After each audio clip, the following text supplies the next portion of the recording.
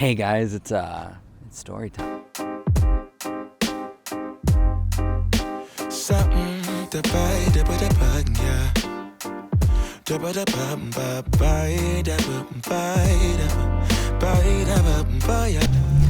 Okay, so I want you to think about the most inconsequential thing that you own. Maybe it's a blanket you haven't taken out in a while, or maybe it's a knickknack you just can't throw away.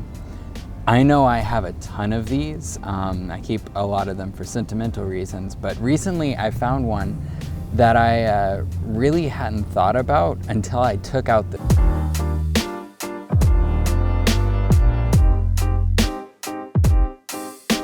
Now, did you see it?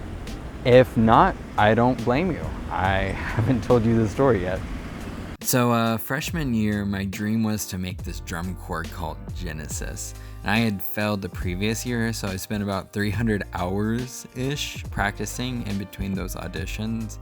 So there was absolutely no way I was gonna get cut at this audition. Spoiler alert, I totally did in an epic manner. After not totally making it, I knew I'd have to get in another way, so I asked if I could do their social media. Okay, so something you need to know about Genesis is they were under a lot of stress. They had just made World Class from Open Class, which is kind of the equivalent of a college team being elevated to the NFL. I don't do sports, so that seems like an appropriate analogy.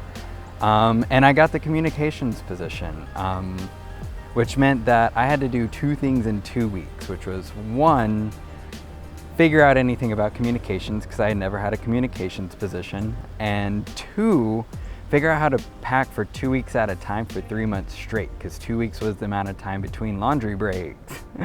Yay. That is whenever I got them. Let me offer help. Come on inside. Where everybody knows your name, everybody. You're invited to an Old Navy one-day wonder with guest of honor flip-flops for $1. When? This Saturday. Why? These bad boys got me through hell and back. Let's walk. So throughout summer tour, I knew I'd have to get the best equipment I could because DCI is a very physical sport, and I knew I'd have to get stuff that was very, very durable.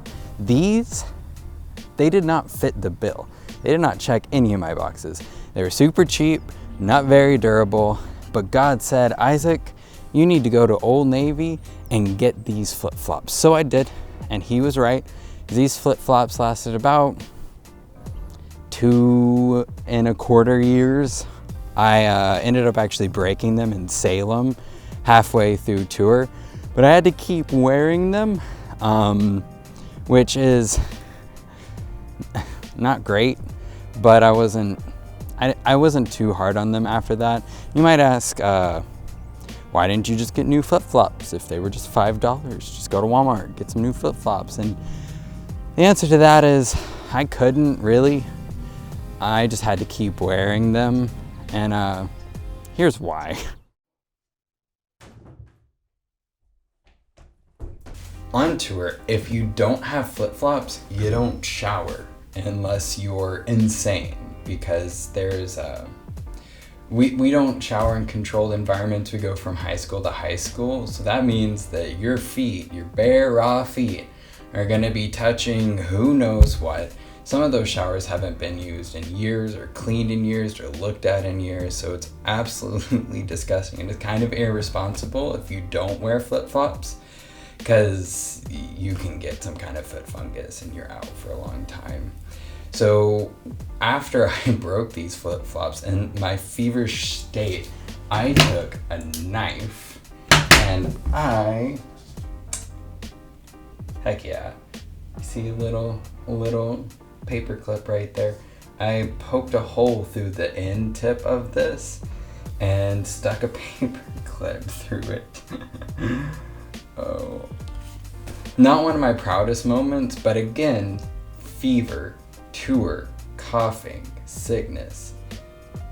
It wasn't great. I'm gonna have to figure out how to get out of this tub. Hold on just a second. So yeah, no, that plan really oddly worked. The paper clip broke eventually. I just put a new one in and it's held up for the last 7 months.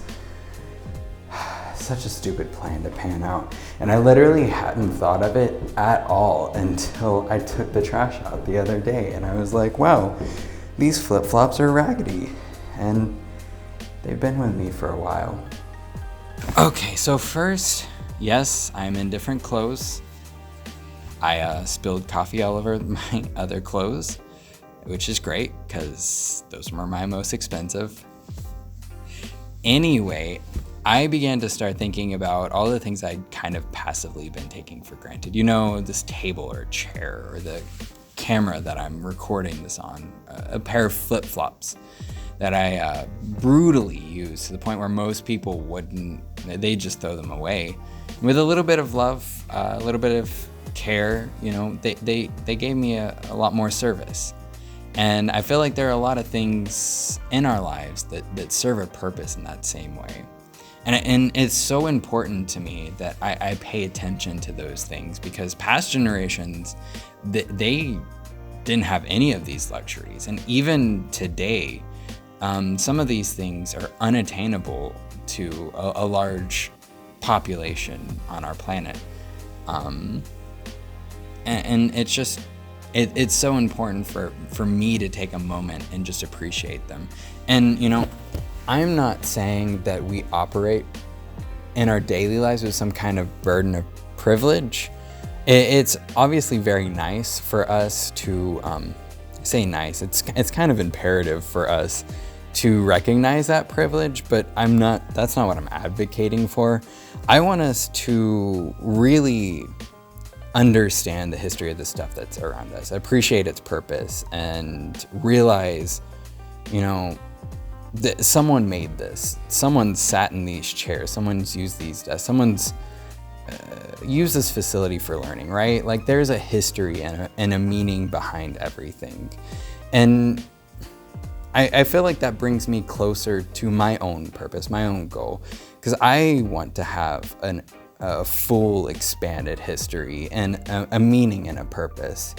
And a lot of these things around me, they serve that purpose by default. They have a history, they have a purpose. They serve both of those things. So I just feel like it's a more wholesome view of the world, you know? Okay, and that's where I kind of need you guys' help because the flip-flops are done. They need to be retired, and I don't want to just toss them because I feel like that's a bit unceremonious for all we've been through. Can you recycle them? I don't know if it's possible to recycle flip-flops. Let me know if you have an idea what I should do with them, and I'll let everybody know what I ultimately end up doing with them.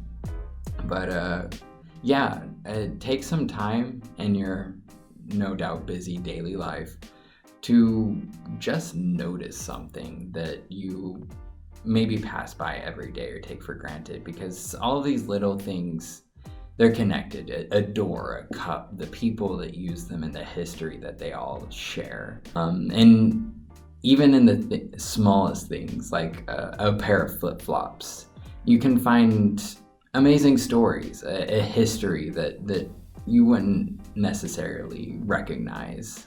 At least in my life, it's been enriched since I've taken this approach. Until next time.